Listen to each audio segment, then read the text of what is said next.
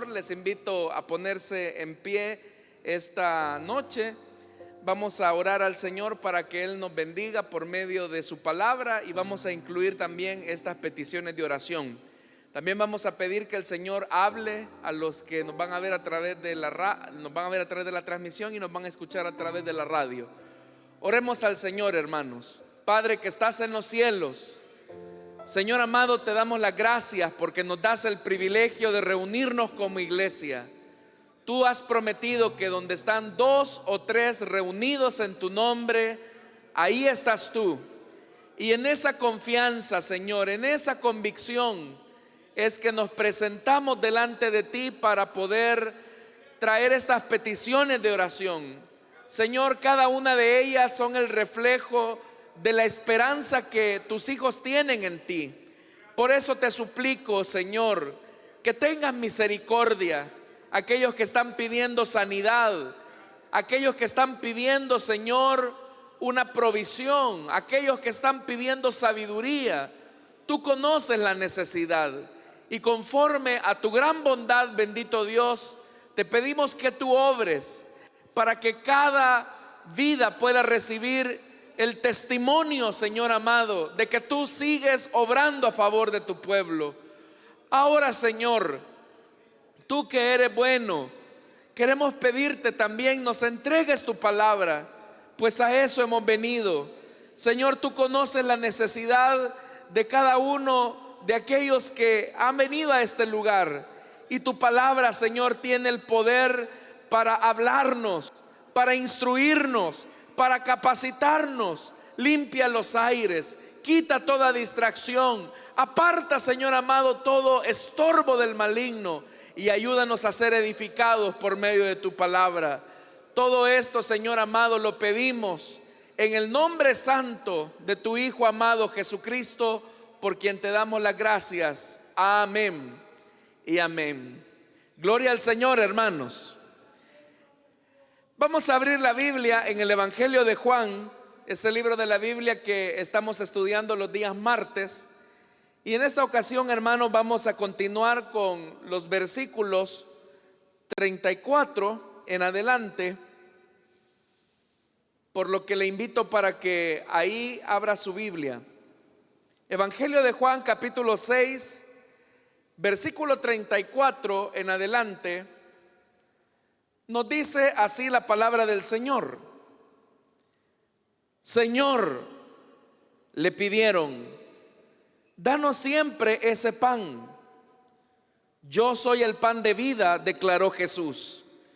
El que a mí viene nunca pasará hambre, y el que en mí cree nunca más volverá a tener sed. Pero como ya les dije, a pesar de que ustedes me han visto, no creen. Todos los que el Padre me da vendrán a mí, y el que a mí viene no lo rechazo, porque he bajado del cielo no para hacer mi voluntad, sino la del que me envió. Y esta es la voluntad del que me envió, que yo no pierda nada de lo que Él me ha dado, sino que lo resucite en el día final. Porque la voluntad de mi Padre es que todo el que reconozca al Hijo y crea en Él tenga vida eterna, y yo lo resucitaré en el día final. Amén. Hasta ahí dejamos la lectura, hermanos. Tengan la bondad de tomar sus asientos, por favor. Hermanos, continuamos en este episodio del relato del Evangelio de Juan, que está unido a la quinta señal que el evangelista nos presenta. Y este relato está unido, como repito, a la multiplicación de los panes y de los peces. Para que nosotros entendamos esto, hermanos, es importante que nuevamente hagamos como un pequeño recorrido de lo que ha sucedido hasta este momento.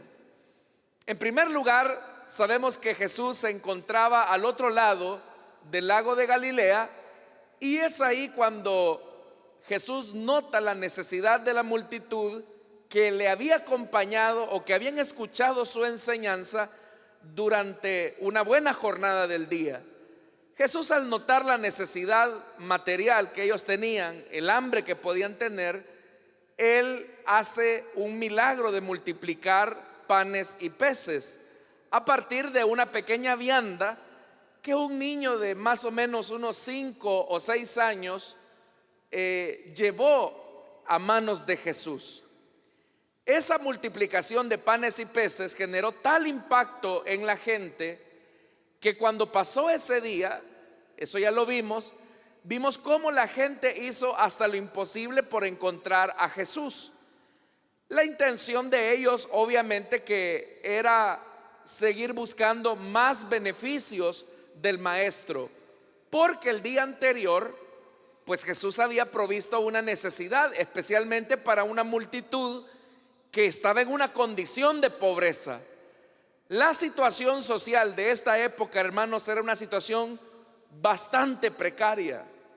Por eso es que la gente vio en Jesús la oportunidad para salir adelante de su pobreza material. Pero Jesús, hermanos, tiene que ponerles un alto y hacerlos reflexionar sobre cuál es la motivación por la cual están buscando al maestro. Pero bien, esa es la primera parte de este relato. La segunda parte de este relato tiene que ver cuando Jesús camina sobre las aguas.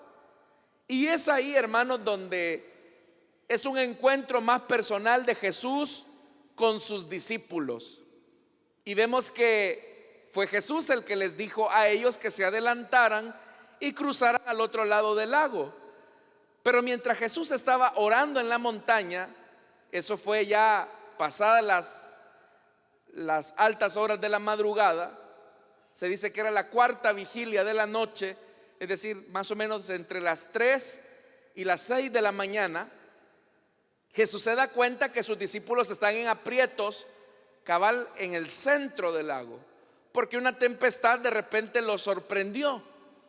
Jesús desciende de la montaña, se percata que en la orilla no hay ninguna barca disponible, entonces Jesús decide caminar sobre las aguas. Cuando los discípulos ven la presencia de Jesús, ellos se espantan, pero Jesús declara lo siguiente: yo soy, no tengan miedo. Y ese yo soy nos recuerda específicamente al libro de Éxodo, que es cuando, por ejemplo, el Señor se le reveló a Moisés con ese nombre: yo soy, no tengan miedo. Pero ¿qué tiene que ver, hermanos, que Jesús haya aparecido en medio de la tempestad a altas horas de la madrugada y sorprenda a sus discípulos de esa manera? Lo que sucede es que en ese momento se estaba cumpliendo una palabra que el salmista había anticipado acerca de Dios. Y esta profecía, vamos a decirlo así, es la que se encuentra en el Salmo 77, cuando el salmista escribe: te vieron, oh Dios, las aguas te vieron y temblaron. Y vea lo que dice: camino discurría por el mar, por aguas caudalosas tu sendero, y nadie descubría tus huellas. Esto se encuentra en el Salmo 77, versículos del 17 al 20. Pero note cómo el salmista dice: te vieron, oh Dios, las aguas te vieron y temblaron. Que fue precisamente lo que ocurrió cuando Jesús caminó sobre las aguas. Y si a eso le añadimos lo que el salmista dice: nadie descubrió tus huellas, que fue precisamente lo que la multitud nunca supo. Porque la multitud al día siguiente va donde Jesús, hacen todo lo posible por acercarse a él. Y es ahí, hermanos, donde la multitud le hace la pregunta, y es: ¿cuándo llegaste acá? Ellos no logran distinguir, no saben que Jesús caminó sobre las aguas. Y en eso se cumple lo que dice el Salmo: por aguas caudalosas tu sendero, nadie logró descubrir tus huellas. Exactamente lo que había pasado. Más adelante, en el Salmo 88, en el versículo 10, el salmista dice: tú dominas el orgullo del mar y reprimes sus olas encrespadas. Note nuevamente eso. Se está diciendo que Dios es el que controla el mar. Dios es el que camina sobre las aguas. Dios es el que transita sobre las aguas tempestuosas. El salmista está identificando que solo Dios puede controlar las aguas embravecidas. Pero note lo que estoy diciendo. El salmista dice que es Dios. Ahora, ¿quién es el que fue a ayudar a los discípulos? ¿Quién fue el que fue a ayudar a los discípulos mientras ellos estaban luchando por mantenerse a flote? ¿Quién les fue a ayudar, hermanos? Fue Jesús, correcto, fue Jesús, fue Dios mismo. Entonces lo que el evangelista quiere demostrar, uniendo la señal de la multiplicación de los panes y de los peces con Jesús caminando sobre las aguas, es la verdadera identidad de Jesús. Que Jesús no es un simple maestro, que Jesús no es un simple rabí como lo identificaban los de la multitud, que le habían dicho: rabí, ¿cuándo llegaste acá? No, Jesús es más que un maestro. Jesús es más que un simple judío. Jesús es el que controla la tempestad. Jesús es el que camina sobre las aguas y nadie descubre el sendero sobre el cual caminó, porque Él es Dios. Por eso es que Él se ha presentado como yo soy. No tengan miedo. Entonces, ¿qué encontramos ahí? En la multiplicación de los panes y los peces y Jesús caminando sobre las aguas, hay dos epifanías. ¿Qué son epifanías? ¿Qué es una epifanía? Una epifanía es una revelación de Dios de manera sobrenatural. Hermanos, es que ¿quién de nosotros es capaz de multiplicar panes y peces? ¿Quién es capaz de crear de la nada? Solo Dios puede hacerlo. ¿Quién de nosotros es capaz de caminar sobre las aguas? Solo Dios puede hacerlo. Entonces vea lo que el Evangelio de Juan quiere enfatizar. El Evangelio de Juan quiere enfatizar que Jesús no es un simple mortal, que Jesús no es simplemente un hombre, sino que Jesús es Dios. Pero la tercera epifanía es la que vamos a encontrar ya en este relato, y es cuando Jesús dice: yo soy el pan de vida, yo soy el que descendió del cielo. Y ante esa declaración, obviamente que las personas deben de tener una respuesta. Ahora, recuerde algo, hermanos y hermanas. Esta gente que ha andado buscando a Jesús, ya le dije, va detrás de un interés material. Pero Jesús les dice: trabajen, no por el pan que perece, sino que trabajen por aquello que no perece. Entonces la gente le pregunta: bueno, Jesús, ¿y qué necesitamos hacer para hacer la obra de Dios? Como tú nos estás diciendo que trabajemos por lo que no perece, entonces ¿qué hay que hacer para hacer las obras de Dios?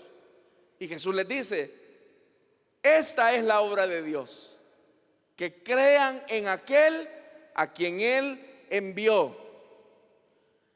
Pero a pesar, hermanos y hermanas, de que Jesús les está diciendo que hay que creer en Él, la gente no puede ver a Jesús más allá que un simple mortal. Y prueba de ello es que cuando la multitud anda tras el pan, se coloca en la línea de aquella generación que anduvo errante en el desierto. Y por eso es que esa gente le dice: ok, si tú quieres que nosotros creamos en ti, nuestros padres comieron pan del cielo. Moisés les dio a comer pan del cielo. ¿Y tú qué nos vas a dar, Jesús? Entonces Jesús les tiene que decir: miren, no fue Moisés el que les dio a ustedes a comer pan del cielo, sino que el que les ha dado el verdadero pan del cielo es mi Padre. Entonces vea lo que Jesús está diciendo. Ustedes andan buscando el pan que perece, porque como más adelante lo va a decir, sus padres comieron el maná y todos murieron. Pero ¿qué ha dicho Jesús de comer el pan que el Padre da? Que aquel que coma del pan de vida no tendrá hambre jamás y tampoco morirá. Aquella generación en el desierto comió maná, sí, pero murió. Pero si nosotros comemos del pan del cielo, no vamos a morir. Y eso es lo que vamos a encontrar en los versículos adelante. Entonces, cuando Jesús les dice que el verdadero pan del cielo es el que Dios entrega y es el que da vida al mundo, vea lo que dice el versículo 34, que fue con el que iniciamos la lectura. Señor, le pidieron, danos siempre ese pan. La gente ahora le está pidiendo a Jesús, danos ese pan. Pero ahora Jesús se dispone a revelar quién es ese pan que ha descendido del cielo. Acá, hermanos, vamos a encontrar algo interesante, porque cuando la gente le dice a Jesús, Señor, danos siempre ese pan, hay que recordarnos de lo que vimos en el capítulo 4 de este evangelio. Cuando Jesús le dijo a la mujer samaritana que Él era el agua que podía calmar la sed de esa mujer, que era un agua que podía calmar totalmente su sed. Usted puede notar que la mujer inmediatamente le dijo a Jesús, dame de esa agua para que ya no tenga que venir a sacarla de este pozo. ¿Se recuerda que eso fue lo que le dijo a la mujer samaritana? Dame de esa agua, Señor, para que ella no tenga necesidad de venir a sacar agua de este pozo. Lo mismo le está diciendo a la multitud, solo que le están diciendo, danos de ese pan, para que ya no volvamos a tener hambre. Pero ¿por qué el resultado de la mujer samaritana fue tan distinto al de esta multitud? Porque, hermanos y hermanas, ahora Jesús se va a disponer a declararles quién es ese pan que ha descendido del cielo. Y vea lo que dice el versículo 35. Yo soy el pan de vida, declaró Jesús. Este es el primer yo soy con predicado que aparece en el evangelio de Juan, de 7 que se van a encontrar en este relato, en este evangelio, perdón. Este es el primero. En el anterior vimos yo soy, no tengan miedo. Pero ahora se está diciendo yo soy el pan de vida. Es el primero de 7 que se van a encontrar en este evangelio. Pero cuando Jesús les está declarando a ellos yo soy, es una revelación, es una epifanía. Jesús se está identificando como aquel que ha venido a salvarlos a ellos. Por eso es que dice yo soy el pan de vida. ¿Y qué significa, hermanos, el pan? El pan satisface el hambre. Pero ahora Jesús les está diciendo, miren, yo soy el pan de vida. ¿Y qué significa eso? Solo yo puedo calmar completamente su hambre para siempre. Solo yo les puedo dar completa satisfacción. No intenten ustedes llenar un vacío con bienes materiales, con el pan perecedero, el pan que habían comido el día anterior, porque eso se acabó. Se llenaron, se saciaron, pero el pan que comieron el día de ayer no les da satisfacción completa. Entonces, ¿quién es el que da satisfacción completa? Solamente Jesús.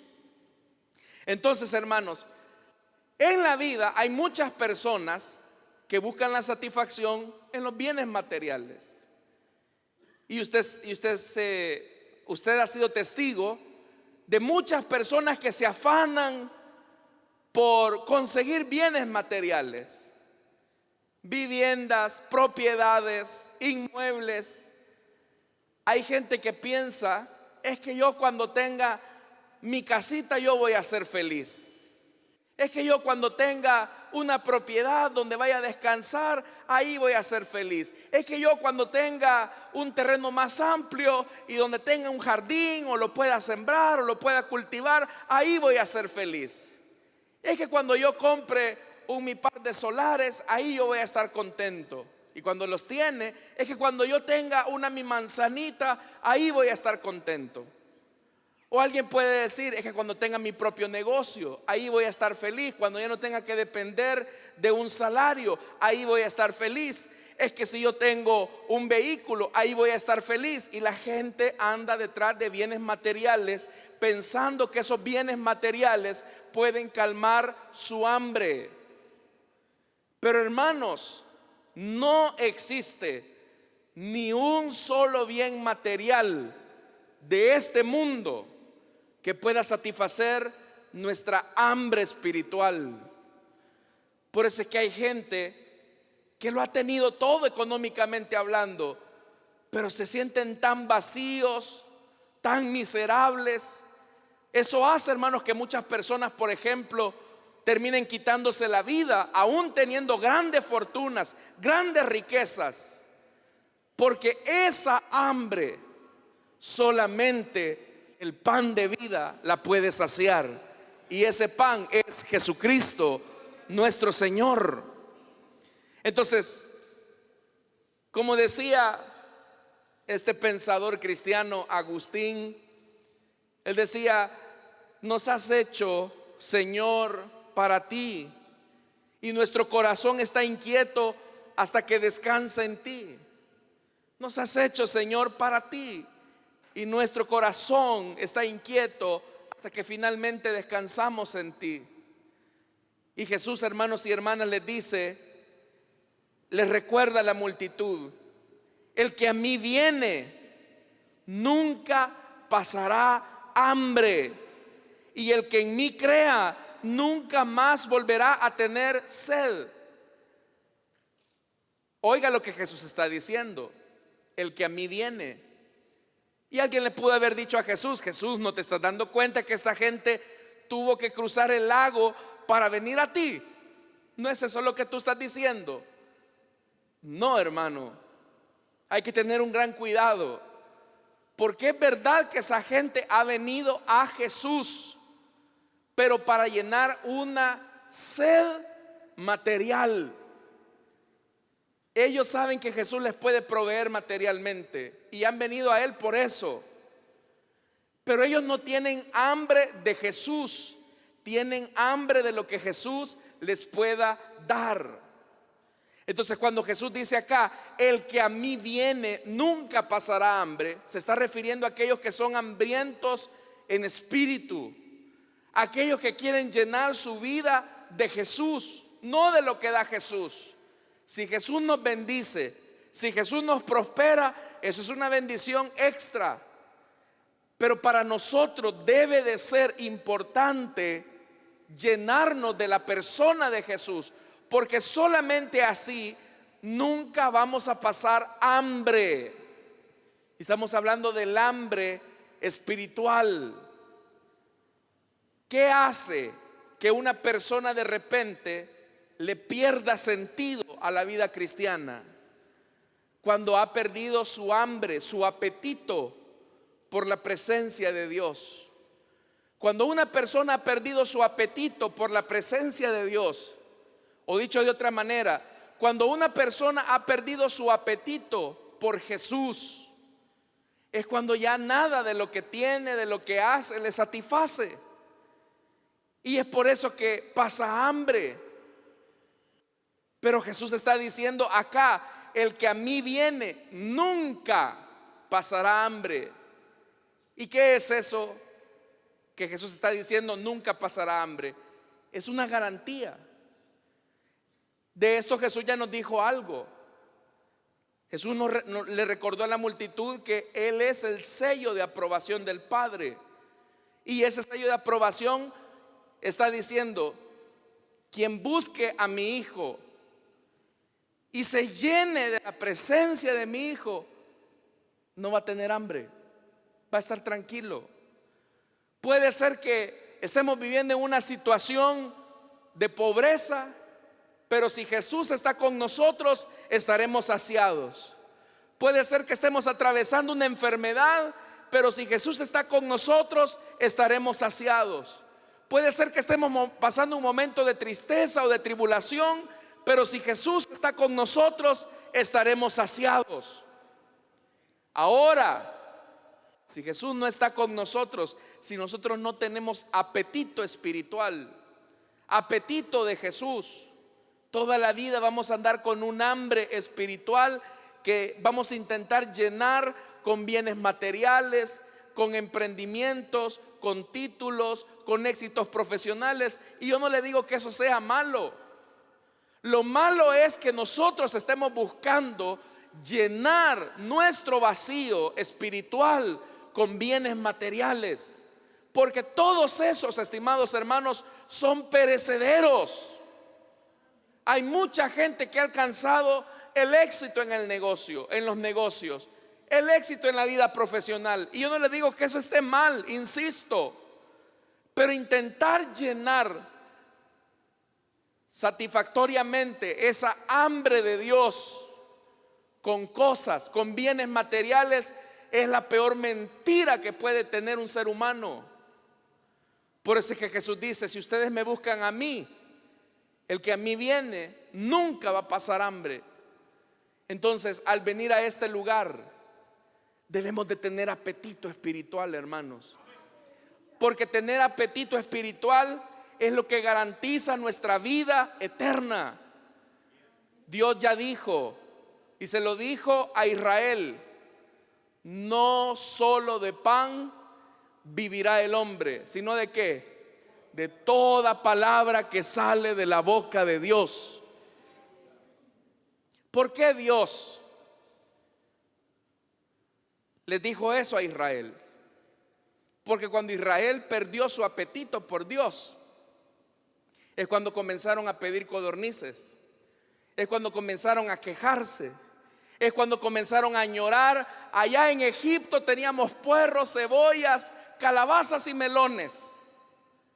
¿Sabe cuándo se despierta nuestro apetito pecaminoso? Cuando nuestro apetito espiritual por Dios se ha agotado, cuando ya no sentimos deseos de alimentarnos de la palabra de Dios, cuando ya no experimentamos un deseo genuino por conocer más a Jesús. ¿Por qué es que la gente se aburre en las iglesias? No necesariamente es porque el contenido de la palabra sea malo o la predicación sea mala. ¿Sabe por qué la gente se aburre en las iglesias? Y se están incomodando, se mueven, se levantan, están viendo la hora. ¿Sabe por qué? Porque ya perdieron su apetito por Dios. Y hay gente que cuando sale de la iglesia ya no recuerda nada de lo que el predicador dijo. Por eso yo los felicito a ustedes, porque a pesar de la situación que estamos viviendo, ustedes han venido porque hay en ustedes apetito de Dios. ¿Cuántos tenemos apetito del Señor? Porque recuerde lo que dice la Escritura: no solo del pan material vivirá el hombre, sino de toda palabra que sale de la boca de Dios. Entonces, ¿usted siente satisfacción en Jesús o necesita añadirle otra cosa más? Si nosotros, hermanos, tenemos plena satisfacción en Jesús, podemos estar tranquilos. Y puede ser que la enfermedad llegue, y puede ser que el dolor llegue, el sufrimiento llegue, y puede ser, hermano, que vivamos un momento difícil, pero si Jesús es nuestra satisfacción, nosotros vamos a estar tranquilos, vamos a estar satisfechos. Entonces, vea, dice más, verso 36: pero como ya les dije, a pesar de que ustedes me han visto, no creen. ¿Qué es lo que ellos habían visto? Habían visto la multiplicación de panes y peces, pero no se pusieron a pensar. Ninguno de ellos se puso a pensar, bueno, ni tú ni yo podemos multiplicar panes y peces. ¿Por qué este hombre sí puede? ¿Por qué este hombre sí tiene el poder de hacer de la nada y lograr alimentar a miles de personas? No se pusieron a pensar en eso. ¿Sabe por qué? Y se lo voy a decir de esta forma: porque se hartaron del pan material. Y al hartarse del pan material, porque dice la Biblia que quedaron llenos, sobraron hasta 12 cestas. Pero al hartarse del pan material, y no lo digo en forma peyorativa, se les quitó el apetito espiritual. Se les nubló, se les quitó el apetito espiritual y solo lo que veían era pan material. Dígame si no. Usted va a entender esta frase con lo que le voy a decir. Nosotros somos más ricos espiritualmente, curiosamente, paradójicamente, cuando estamos en una condición de pobreza material. Y yo no estoy emulando la pobreza en sí misma, pero cuando uno, hermanos, va con lo necesario, cuando uno va al ras, como dicen, ¿qué le queda al pobre cuando en el hospital le dicen no hay medicina? ¿Qué le queda a una persona que no tiene un empleo y que solo depende de Dios y de lo que va dando el día a día? ¿Qué es lo que le queda? Depender de Dios solamente. Y por eso, hermanos, es que cuando hay una situación de escasez, nuestra mirada siempre se pone hacia el cielo. Pero ¿qué pasa cuando nosotros hemos suplido en abundancia una necesidad? Como lo que pasó con esta multitud, que suplió en una ocasión en abundancia una necesidad de hambre, que ya no veían a Jesús como Dios, que es lo que el Evangelio quiere demostrar, sino que lo estaban viendo como el que da panes. Él tiene el deber de darme, Él tiene el deber de bendecirme. Entonces, Dios por supuesto que quiere bendecirnos, pero la primer y más grande bendición que nosotros podemos tener en nuestra vida no es tener 7 empresas, no es tener una gran casa, no es tener un reconocimiento humano. La mayor bendición que podemos tener en nuestra vida es que tengamos a Jesús en nuestro corazón. ¿Cuántos ven esa como la mayor gran y más grande bendición de su vida, hermano? Que nos quiten todo, nos pueden quitar todo absolutamente, el trabajo, la salud, nos pueden quitar todo, pero si tenemos a Jesús, lo tenemos todo. Es lo que dice el escritor más adelante: el que tiene al Hijo, lo tiene todo. ¿O hay alguien acá que se siente insatisfecho? No, como que Jesús no es muy suficiente para mí. Yo creo que ninguno. Pero vea, pero como ya les dije, a pesar de que ustedes me han visto, ya me vieron, no creen. ¿Y quiénes son los que creen en Jesús entonces? El versículo 37 lo dice: todos los que el Padre me da vendrán a mí, y el que a mí viene no lo rechazo. ¿Quiénes son los que creen en Jesús? Aquellos que fueron entregados por el Padre en las manos de Jesús. Y yo le hacía a usted la pregunta: ¿por qué cuando la mujer samaritana dijo, maestro, dame de esa agua, y Jesús se le reveló a la mujer, y la mujer terminó creyendo junto con ella todos los samaritanos? ¿Y por qué cuando esta multitud le dijo, Señor, danos de ese pan, ellos no creen? Como lo vamos a ver más adelante.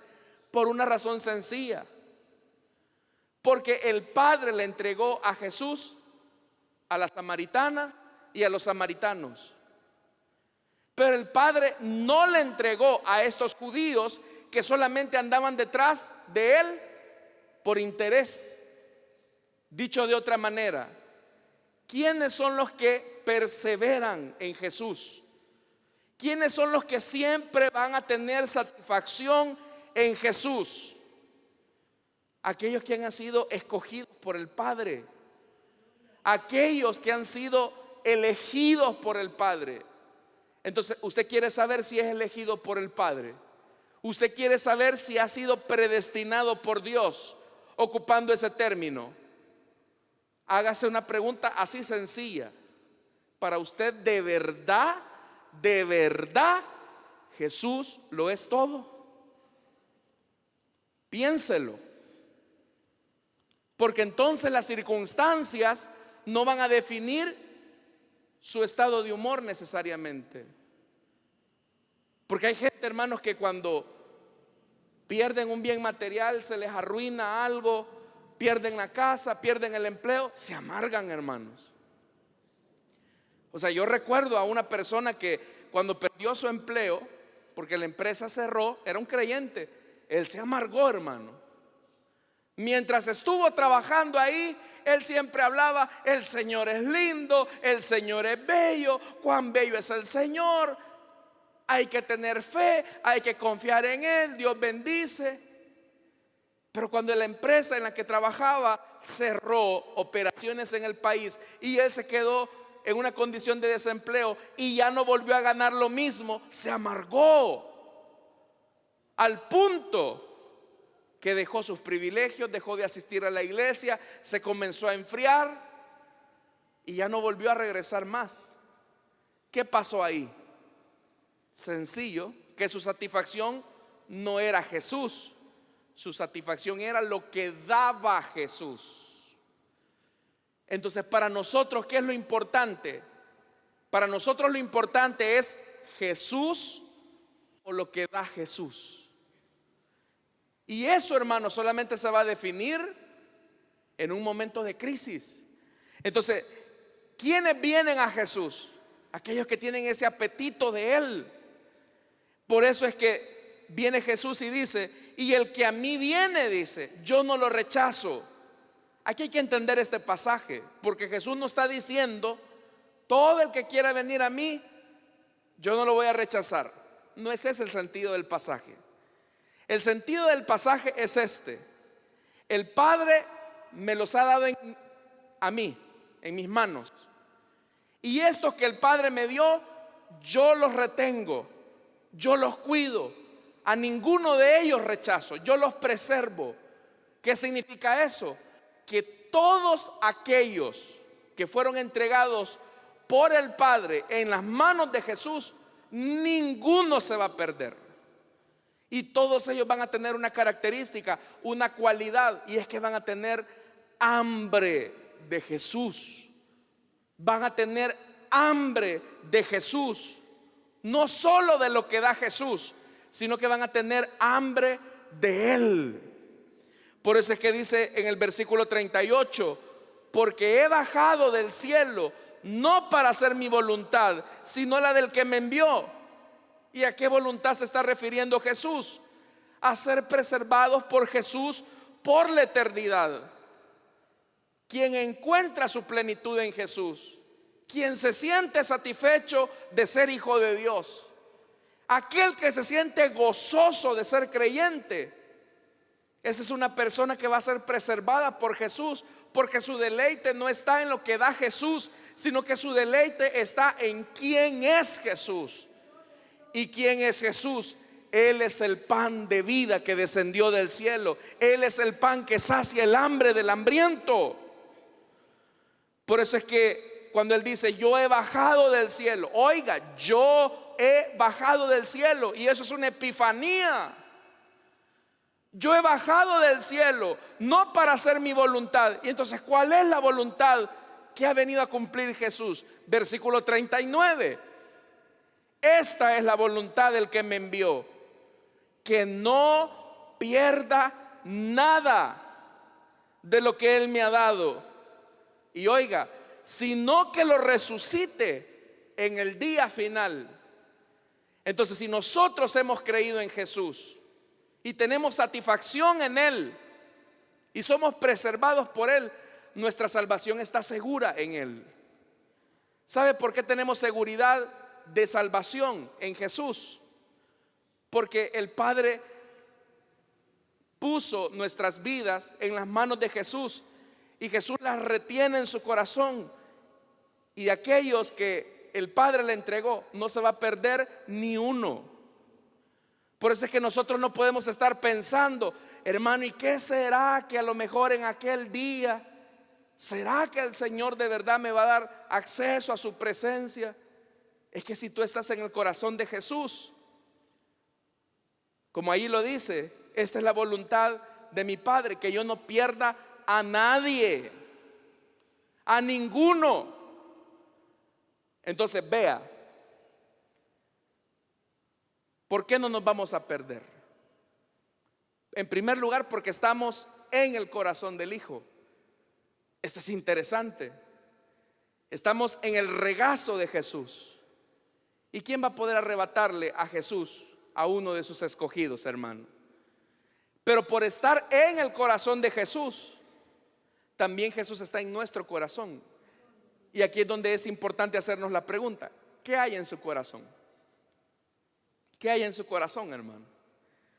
Porque la Biblia dice que de la abundancia de la boca, de la abundancia del corazón, habla la boca. Cuando se levanta, ¿en qué piensa primero? Si lo primero que se le viene a usted cuando se levanta en la mañana son sus negocios, es su empleo, es su dinero, es la casa, no me diga que Jesús está ahí.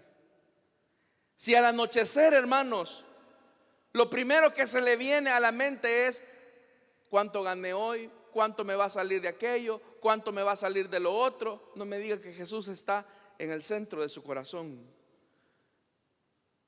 Nosotros debemos de tener al Señor siempre, que sea lo primero al despertar y lo último al acostarnos. Que Jesús esté en todos nuestros pensamientos todos los días. Por eso yo le pregunto, ¿se deleita usted en Jesús? ¿Sabe? Es tan hermoso cuando todavía los ojos de una persona brillan, enamorado por la persona que conoció hace muchos años, hace muchas décadas. Es interesante ver esas parejas de ancianos que todavía suspiran por su esposa y que cuando la ven, todavía la ven con aquellos ojos de ternura, como aquella vez cuando por primera vez se cruzaron una mirada. Pero también existen aquellas parejas que ni modo están juntos por tedio, por obligación, y ya se perdió el interés en la otra persona. Ahora simplemente es como una convivencia interesada de bienes. Bueno, vivimos juntos porque pues tenemos esta casa y están los hijos, pero ya no hay una chispa por el otro. Hermanos, qué triste también es cuando el brillo de nuestros ojos por Jesús ya no resplandece. Qué triste es cuando la vida cristiana nos resulta tan aburrida y lo que nos emociona son las trivialidades del mundo. Qué lamentable es cuando lo que nos emociona es lo mismo que al mundo le emociona. Piense por un momento en esto. ¿Qué es lo que le emociona a usted? ¿Qué es aquello que es capaz de agitar sus emociones al punto de derramar una lágrima? ¿Qué es lo que lo motiva a usted? ¿Qué es lo que lo entusiasma a usted? Dígame, ¿qué le entusiasma?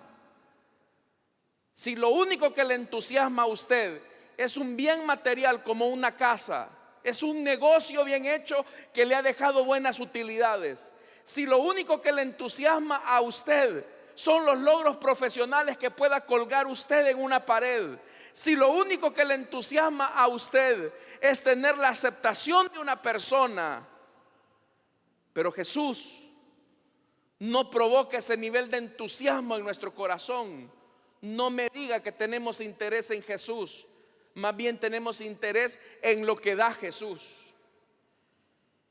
Y por eso es que es fácil ver a tantos cristianos amargados en su vida cristiana, porque ya se aburrieron. Y es como esas parejas, hermanos, que ya solamente se están aguantando, pasando una mala noche, y que cuando les preguntan cuánto tiempo de casados, 20 años, hermano, y han sido como 20 pasando una tormenta. Pero cuando pensamos en Jesús, tenemos que pensar en aquello que nos mueve.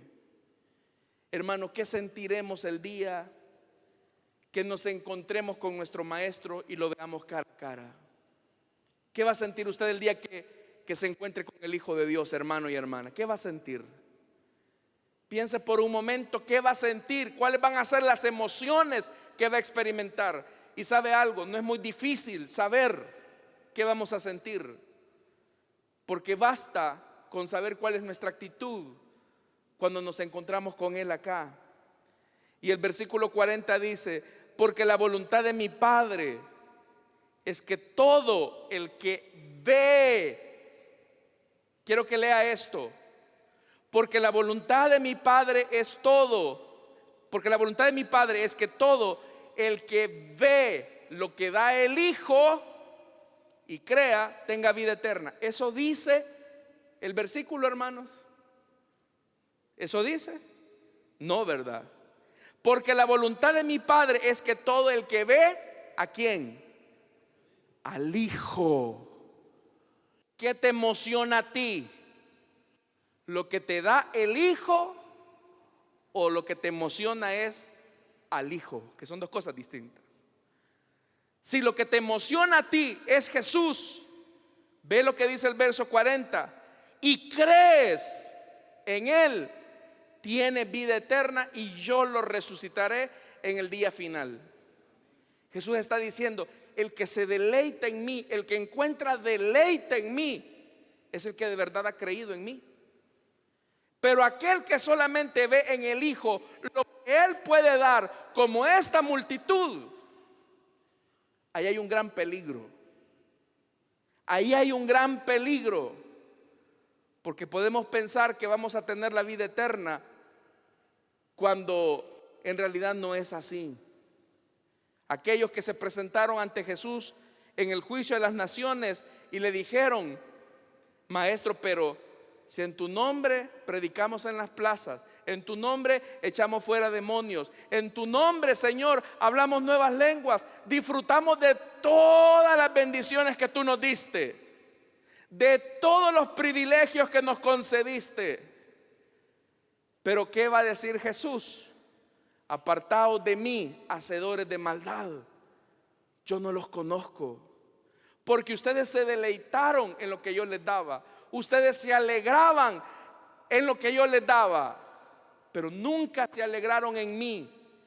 Hermanos, la mayor dicha, la mayor bendición que usted y yo podemos tener es que nos deleitemos en Jesús, es que nosotros encontremos satisfacción en Jesús. Si Jesús ya no nos bendijera materialmente, pero Él se reveló a nuestra vida, eso es más que suficiente, hermanos. ¿Cuántos podrían decir amén a eso? Si Jesús ya no nos sana, pero Él se revela en nuestra vida, eso es más que suficiente. Si toda la vida vamos a tener que vivir alquilando una vivienda y nunca vamos a tener una casa propia, pero si tenemos a Jesús, eso es más que suficiente. Ya no les noté muchos amenes a ustedes. Jesús lo es todo. Porque si Jesús no es todo para tu vida, las demás cosas solamente están matando tu apetito espiritual por Dios. Que Dios nos ayude, hermanos, para poder tener hambre de Jesús. Cierren sus ojos, hermanos, vamos a orar. Esta noche no quiero dejar de pasar la oportunidad para invitar a aquellas personas, amigos o amigas que están en medio nuestro y que desean entregarle su vida a Jesús o desean reconciliarse. Les invito para que en el lugar donde están puedan tener este encuentro con Jesús. Jesús dijo: yo soy el pan de vida, y el que de mí coma no volverá a tener hambre, y el que cree en mí no tendrá sed jamás, nunca. Si hay alguien esta noche que desea entregarle su vida a Cristo o que desea reconciliarse, le invito para que en el lugar donde está nos lo indique poniéndose en pie. Ahí habrá un hermano o una hermana que va a orar por usted, dirigiéndolo hacia esta plataforma. Tal vez usted ha estado intentando llenar su apetito espiritual con bienes materiales y en vez de sentirse satisfecho, entre más tiene, más insatisfecho se siente.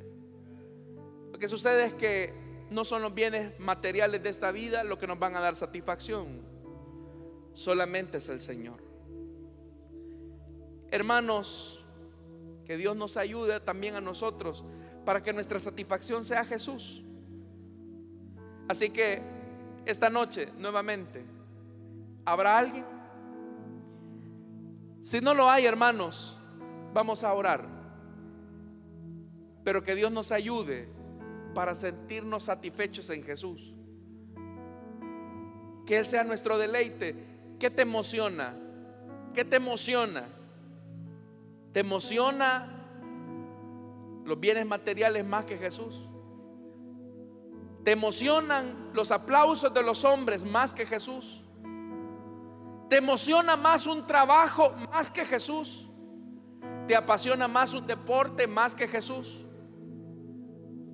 Si eso nos apasiona más, hay algo que no está bien. Estamos como el pueblo de Israel, con un hambre espiritual profunda, exigiendo codornices, cuando Dios nos ha dicho que no solo de pan vivirá el hombre, sino de toda palabra que sale de la boca de Dios.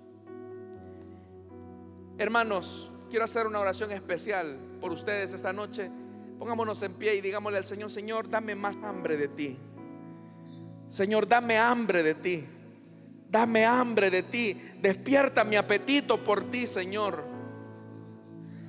Pon en mí ese deseo de estar contigo en oración.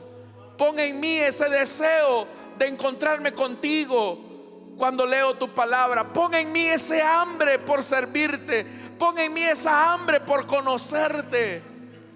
Señor, ayúdanos para que el brillo de nuestros ojos cuando te ven siga más resplandeciente que nunca. Señor, si no nos bendices, si ya no nos das, te alabamos porque has sido muy bueno con nosotros. Has sido muy bueno con nosotros. Tú has sido tan compasivo que nos has dado más de lo que necesitamos. Nos has dado un techo, nos has dado una bella familia, nos has dado, Señor, tantas cosas. Pero aun si esas cosas ya no las tuviéramos, no están en ellas nuestra felicidad, no están en ellas nuestro gozo, porque tú eres dueño de todas las cosas. Tú das y tú quitas. Tú, Señor, eres la fuente inagotable de vida. Ayúdanos a permanecer. Oh Señor, dale a esta congregación un hambre de ti. Despierta en ellos, Señor, un apetito voraz por conocerte a ti. Que tengamos hambre de ti, Señor. Te lo pedimos en el nombre de Jesús. Gracias, Señor. ¿Por qué no le decimos ese coro, hermanos? Dame de beber de tu agua, Señor.